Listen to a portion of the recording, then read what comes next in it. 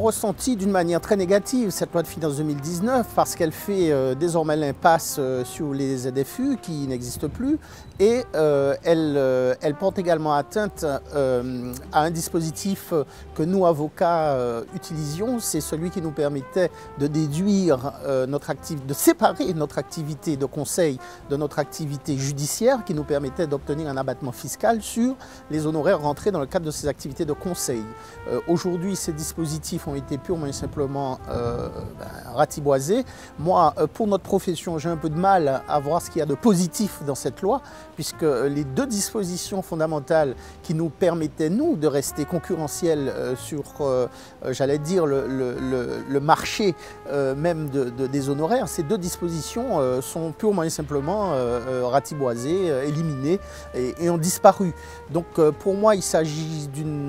d'un dispositif général qui, au niveau de notre profession, est assez sombre.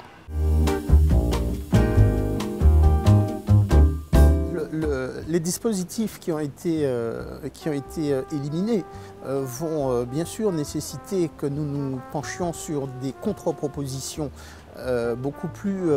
efficaces en rapport avec les nouvelles dispositions de la loi de finances qui vont nous permettre de faire de l'optimisation fiscale. L'optimisation fiscale est aujourd'hui elle-même à ce titre pointée du doigt, puisqu'une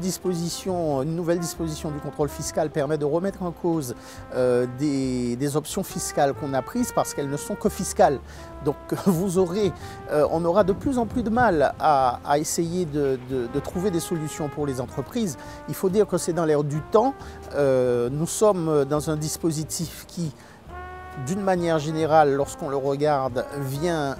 percuter les niches fiscales, vient les ratiboiser, les extraire les unes après les autres, en nous plaçant dans une situation qui est particulièrement compliquée. Nous allons avancer, nous décortiquerons au fur et à mesure et bien sûr avec la pratique des entreprises et avec les questions qui nous seront posées, nous verrons point par point dans quelle mesure est-ce qu'on peut trouver encore à travers les dispositions qui nous restent des avantages à offrir aux entreprises. Aujourd'hui, je ne peux pas vous les détailler d'une manière plus avant puisque nous sommes justement et avec les experts comptables et avec le monde économique d'une manière plus générale en train de se poser des questions. Les très grosses entreprises qui ont des capacités à embaucher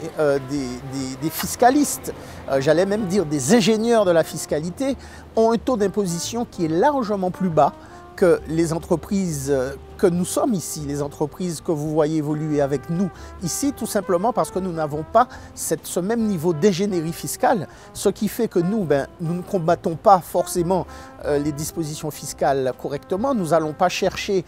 dans la loi les moindres recoins, les moindres détails qui nous permettent d'être efficaces ici, alors que d'autres qui ont une batterie de personnel dédié à cet effet, des étages d'avocats qui vont se spécialiser sur chaque mot de la loi, vont vous permettre à des niveaux beaucoup plus importants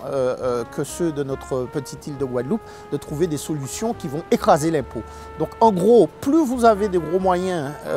économiques, plus vous avez les moyens de recruter et d'avoir un staff fiscal important, moins votre taux d'imposition sera, lui, élevé. Donc finalement, c'est encore l'entreprise moyenne ou la petite entreprise qui paye d'une manière générale beaucoup plus que la grosse.